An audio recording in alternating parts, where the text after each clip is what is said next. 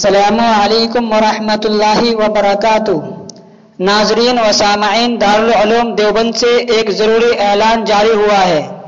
دارالعلوم دیوبند میں دورہ حدیث اور تکمیلات وغیرہ سے جو طلباء فارغ ہو چکے ہیں اور جن کا دارالعلوم سے تعلیمی سلسلہ منقطع ہو چکا ہے، ان کو اطلاع دی جاتی ہے کہ وہ 5 ذی الحجہ 1442 ہجری تک دارالاقامہ سے ضابطے کی تکمیل کے بعد اپنے کمرے سے اپنا تمام سامان لے جائیں۔